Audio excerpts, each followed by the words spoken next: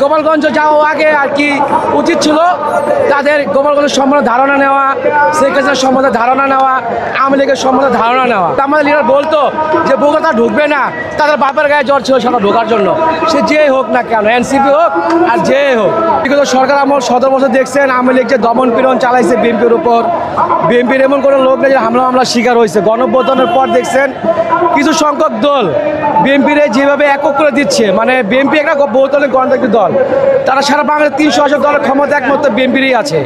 এর জন্য কিছু দল যারা জামাত ইসলামী, বিভিন্ন অঙ্গ সংগঠন দল বিএনপিকে আজকে হেয় করছে, বিভিন্ন দিকটা তাদেরকে ছোট করছে, এটা কিন্তু ঠিক না।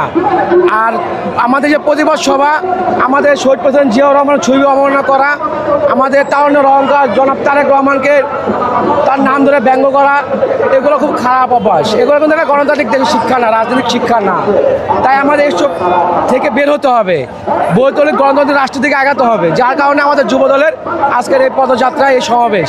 তো এনসিপি মনে করছিল যে ওখানে গেলে কিছু হবে না। অ্যাকচুয়ালি বগুড়াও তারা সমাবেশ করতে পারতো না, কিন্তু জনাব তারেক রহমান তো খুব দয়ালু মানুষ, আমাদের শহীদ প্রেসিডেন্ট জিয়াউর রহমান খুব দয়ালু মানুষ, আর আপসীন বেগম খালেদা জিয়ার সম্বন্ধে তারা জানেনি।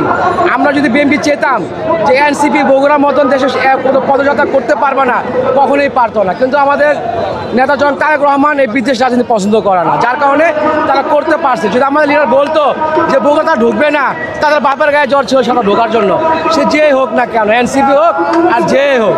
এছাড়াও গোপালগঞ্জ পুরোটাই শেখ হাসিনার আধিপত্য সবসময় বিস্তার করে।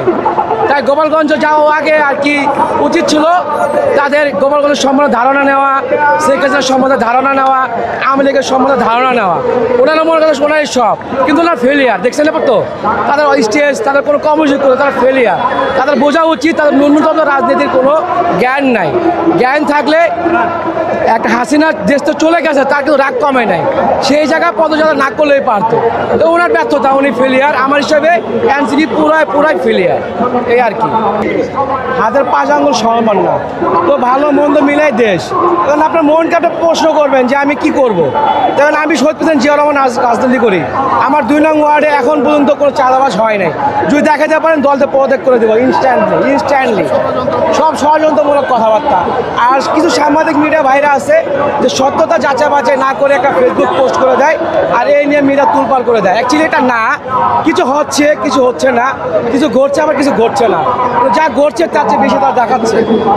আর তার কারণ তো বলে না তোমার চাঁদাবাজি করো, কোনো দেশের প্রধানকে বলবে?